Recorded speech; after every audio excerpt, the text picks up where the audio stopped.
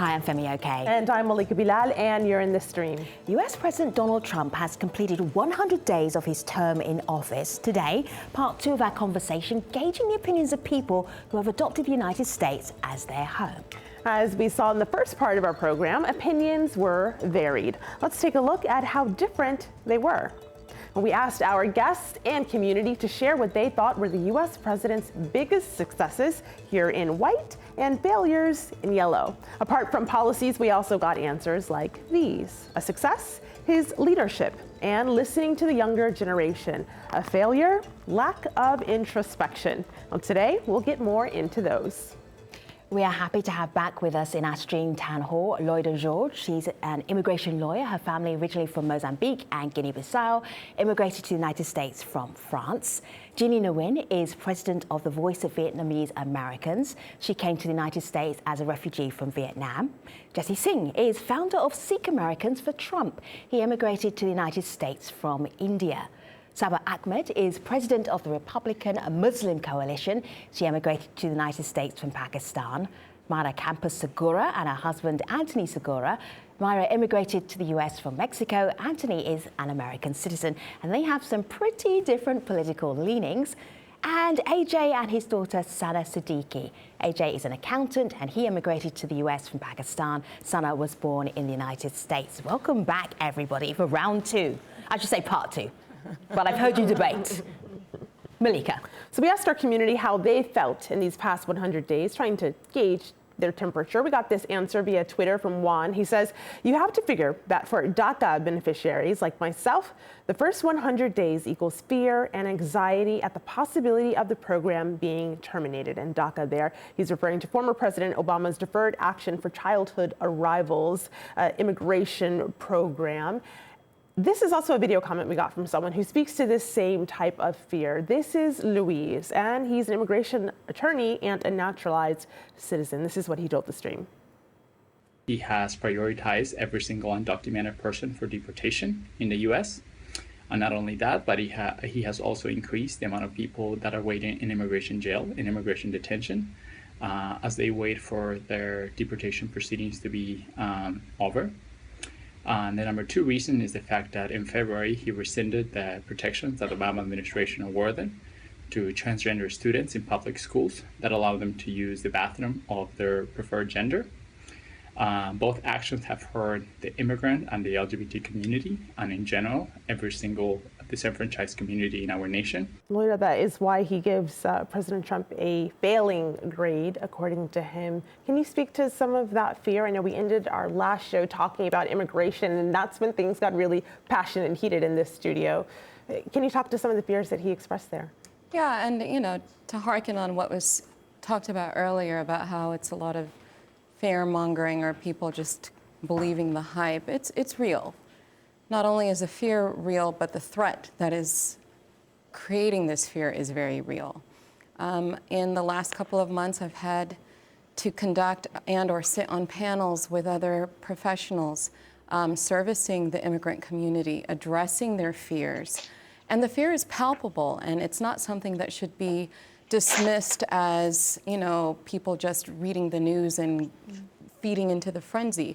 When you have friends and family members being detained and or deported that last year at this very same time would not have had to fear being deported, not because they aren't undocumented, but because they were and are low priorities. Give us a case history. I know you're not going to name the actual client, but his situation about being afraid about being deported. I know that's a story that you're working on right now, a case you're working on. Yeah. Can you give us an example? Sure. This individual, every single last person in his family is either a U.S. citizen or a green card holder.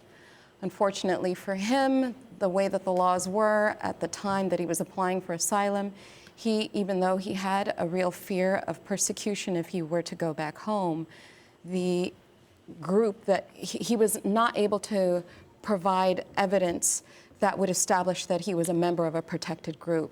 This matter went all the way up to the 4th Circuit, where the judge even said, I know that you'll be killed if I send you back home, but my hands are tied. So as a last-ditch effort, the law provides something that's called a stay of removal, where if you can establish some sort of an extreme hardship and that you're a low priority, no risk to the immediate community, you can stay. And in this gentleman's case, his mother has cardiac issues as well as cancer, and he was her only caretaker.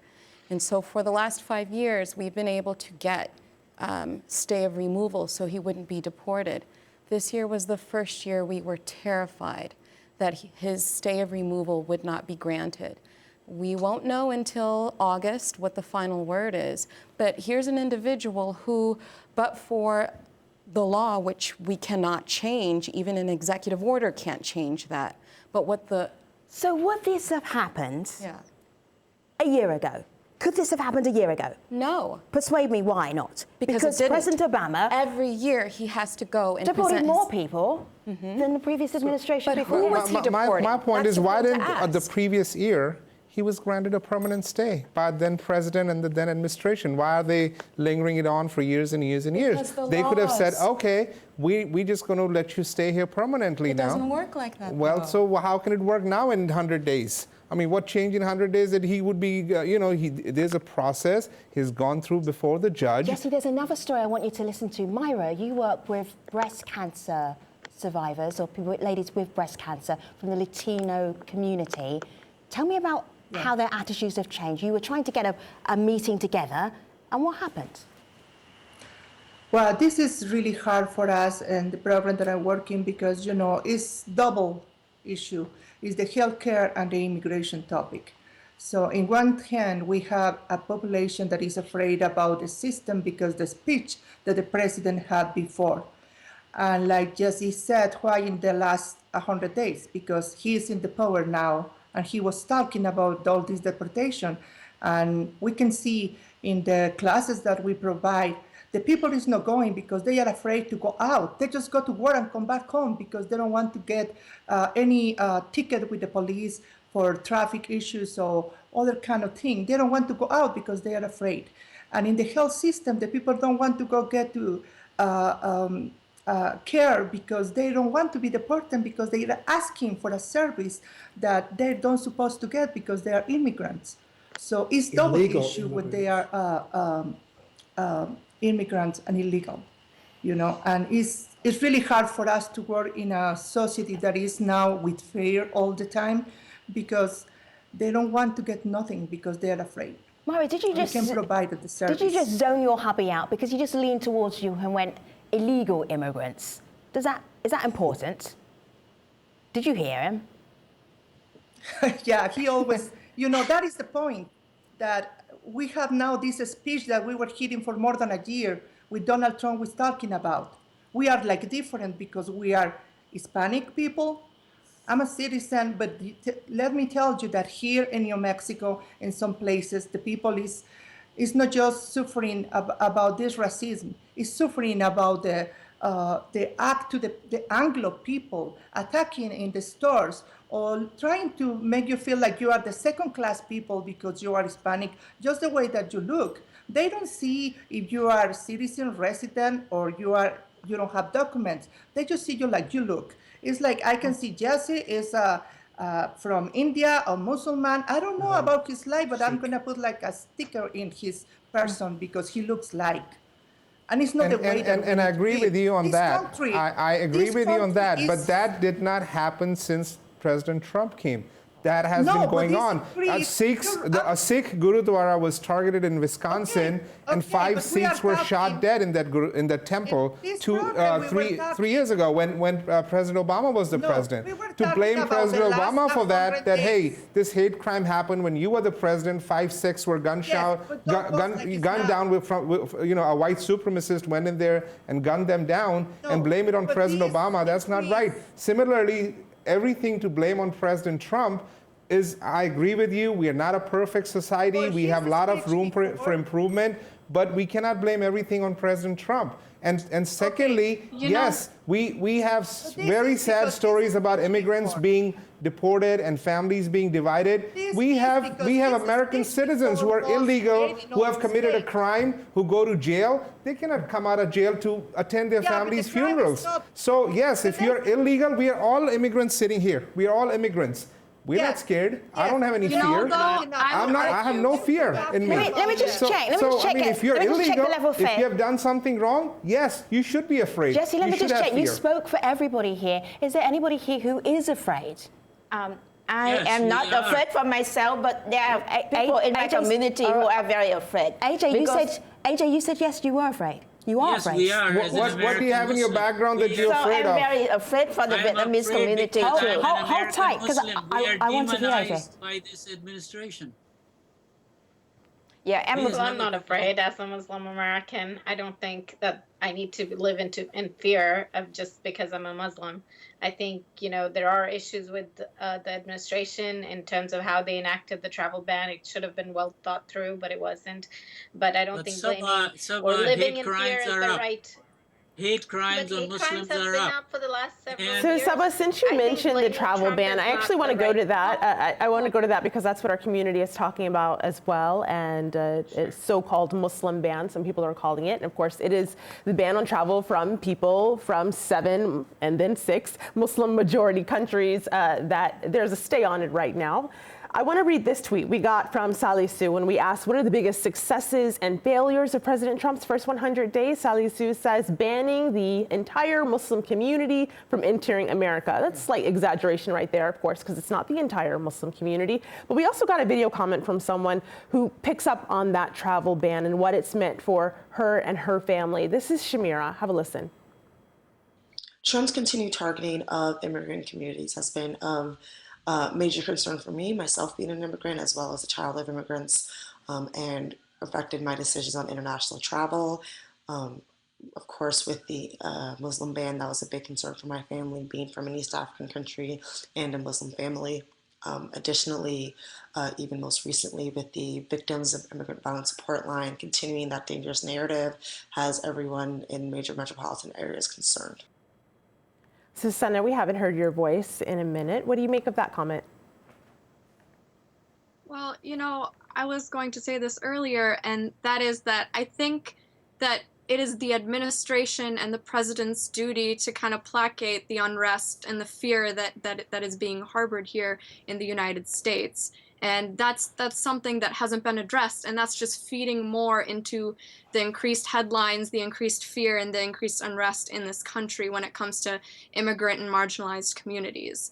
And it is the administration's duty to do something about that, to have introspection into what they can do to clear that. I agree to that because that's what the point I made about the passenger on United Airlines. We felt that he looked like Asian, and there was a certain level of discrimination. Let me just explain to everybody what you're talking about. And I'm sure if you've been following the news or social media, you would have seen a passenger who was forcibly removed from a United Airlines flight some time ago, a couple of weeks ago, and it was because the flight was overbooked. I don't think it connects. We're talking about the environment and the Ginny, hold tight. Ginny, hold tight. You can't say journalists. everything is to do with the environment. Lloyda, would you say that situation, I'm putting you on the hot spot here, but would you say, I would say no, but Well, I'm not I would an say immigration for the lawyer. sake of if you're trying to litigate it, that's probably not where the energy is going to be driven. That being said, I think to Jeannie's point, I think she's speaking about the environment where people may feel they have more liberties. I don't know if this individual was pulled off because he was Vietnamese. Right. But I think maybe we're more inclined to think that people are looking at us sideways because of the atmosphere that we're hearing all over the place So even maybe consistently. Jeannie thinking it's because of President Trump, is that speaking to the atmosphere that's around in the United States right now? Very perhaps? well so. That's what liberals are doing That's how now. we They're feel. connecting everything, even a robbery, even a crime it's being turned into hate crime Liberals have or no stamina? discrimination. Are they just crybabies? What's wrong with them? Oh, they're crybabies, can't you see? I mean that the President Trump projected this feelings to the community. So I want to bring in a bit of pro-Trump support from our community. There's not a whole lot of it, but I want to share what there is. This is actually a headline, and I want to refer to this first so that you know what this person is talking about. This is from the Hindustan Times. Trump denounces Kansas shooting in first address to joint session of Congress. Now, this was a shooting that happened earlier this year in Kansas, in which an Indian engineer and citizen was killed. We got a video comment from someone praising Trump for addressing that and speaking to that fear that people have for being singled out. This is Shalab Kumar, and this is what he had to say about it. We are very happy how President Trump handled the Kansas shooting incident. He had a very measured response. He, upon getting the FBI report that it was racially motivated, he very quickly, just in time, declared at the joint session of Congress that he condemns it. Saba, so Shaba is shaking your head. Loida raised her hand, so you go first. Go ahead. I think this speaks to how Trump is reactionary. He's not proactive when it comes to actually dealing with the hate that his administration really sustained through their campaign until now. So it's great that he's able to have a few sentences after the shooting, but why wasn't he speaking out against all the rhetoric that you're hearing left and right before somebody had to get killed? And so, and kind of going backwards to the immigration point. So President Trump should be psychic. He should know where the shooting's going to happen next, and he should start speaking before it. I'm not asking him to be psychic. Incited the No hatred matter, against immigrants I think and against colored people. I think if you say that President Trump did some rhetorics, the liberals are also putting fuel to the fire. I mean, we're seeing all kind of hate. What is the fuel? Inciting public. Spreading rumors, What are exaggerating the stuff. What are we exaggerating? Forever. Imagine, if United Airlines did this before, and they've done to so many other passengers. Enough with United Airlines. We are Nobody would have connected that to President Trump. One instant it touched Jeannie, but I don't think it really connects to this 100 days. Let me show you something here back on my laptop. This is the political appointee tracker, and so we have to date 36 formally nominated, 24 confirmed. So there's still some way to go in terms of President Trump having his administration together. But let me, Saba, if I may, I'm going to go to the top of your Twitter account here. This is Saba's Twitter account. And the first 3 tweets, we have Ivanka Trump with her little baby, her youngest baby. We have Happy Easter from Melania and President Trump. And the little one down here from Donald J. Trump, Happy Easter to everyone. There's certainly a lot of family involved in this administration, Saba. Does that give you pause or any concern? I think it's a great first family, and I love seeing what they're all up to. I especially enjoy Ivanka's tweets about her kids, as I recently had a baby boy as well, and I think it's fascinating watching how they're kind of evolving, all of them together, and her baby pictures at the White House are so adorable and cute, and I think it's nice to see the human side to President Trump and his entire family, and I think it humanizes them in a way that other presidents haven't done. See, that sounds very sweet, but we're actually talking about the president's family being quite involved in the administration. Anthony, is there any cause for concern here? They're not elected. Well, it always happens one way or other. You're going to have the advisors there. I'm more concerned, not because of the family there, more because of what's happening, especially with sanctuary cities. I mean, here in New Mexico, Santa Fe is a very pro-sanctuary city. Anthony, you did a fantastic pivot there. I don't mind about Jared and Ivanka. Let's talk about sanctuary cities, which is also a very important topic. But congratulations for changing the topic. Go ahead. Yeah, well, it's a good segue. Yeah. So anyway, now you got me off the track, but But no, I the just said sanctuary something about city the part. family. It really aggravates me that these mayors and these governors will not follow the law, and that's what Donald J. Trump is all about: the law. And people need to follow the law. But he's the first one that will follow the law. He What are always his follows taxes? the law. When he proved his taxes, he is the president. He's supposed to be the first person to that the sample to all the citizens, proving what are his I'm taxes. sorry, dear, but and he's he not doesn't. out breaking the law. He doesn't. He's So it's He's not required Not by law illegal. to disclose it. And there's no law that But is says it- a but is the governor or a president- mayor Well, has to turn let over. me jump in here. It's the The president. Democrats and liberals never get tired of praising President Kennedy, and he was one of the greatest presidents. I agree. And he had appointed his own brother as the Attorney General of the United States. There was no hue and cry at that time. People were happy with that. So what if Jared Kushner is advisor or Ivanka is advising him? I don't see anything wrong with it. There's a precedent. President Kennedy appointed his own brother. So, this is what I keep talking about, that Democrats and liberals are going to fault President Trump for everything he does. I would like to say the main concern is the conflict of interest and bringing the family in and I think they've advertising been for the vetted by brand. the So administration. Ivanka and Jared is fine if they qualify, but they has used Mar-a-Lago, they had used the Trump Tower, they has used this place to brand their own business, and they had used even the press secretary or the spokesperson, the State Department to brand their business. That's not right. That's conflict of interest. And it seems like the conflict of interest is tremendous. It's very dangerous because when it gets He's to the a fact billionaire. of He our has multiple properties around the world. that's why Russia is behind him, and that's why our Mar-a-Lago was famous national before he security came is into White important. House. When the It was- conflict of interest get to our fly down national there every security, weekend. is How very much did we pay dangerous. to take So Michelle I wanna Obama bring this around the tweet up. world with 50 I think members that of her family? This could probably Yeah, go I for bet it several doesn't of our equal guests, but this is a one tweet we weekend. got from someone named Major General. Jesse, it's for you. He says, Jesse's love for Trump is too much. Gosh, he can't see anything wrong with Trump, can he? I think that could go for other people on our panel as well, but since they named you, Jesse, is there anything that over the past 100 days that you've seen that's given you some pause? I have seen President Trump trusting the swamp in D.C. too much, and he got backstabbed. He needs to get, I think, a little bit more stronger. He should stick to what he promised to his base, to his supporters, and not wave, thinking that these politicians. He promised to drain the swamp, and I think he should start draining it. Did he drain any of the swamp so far? He's starting to. You'll see. He's filling the swamp. When as far we as I'm meet concerned. again, for the first year anniversary, you will see a lot more I'm changes. looking forward to our anniversary family, town hall family. They were See how we've naysayers. grown. They were naysayers who were saying that in the first 100 days he'll be impeached. And there were naysayers who said he will never win. So he won. He's doing a wonderful job. He's moving forward. And the first anniversary, I think a lot of folks on this table will be thinking a little differently. That's because the swamp is filling up and all the cabinets are supporting him because they only 1%.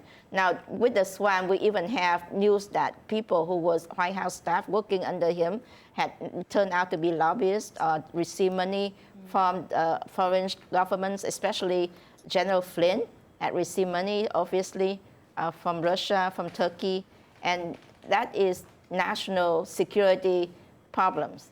And that's very Has President important. Trump done anything that you thought, that wasn't a bad job, Jeannie? What would it be? I'm sorry? That could be the answer. Has the president done anything where you thought, actually, Yes. good job? I agree. When he removed Steve Bannon, when he listened to H.C. Master, National Security Council. and Okay. to bring the national security back into good hands, that's important. He needs to put national security first and people's interest first. He hasn't done that because of his self-centered and conflict of interest. So, Myra and Anthony, you give me hope for the future of America because there you are sitting very close. There's no air in between you, husband and wife, Republican and Democrat.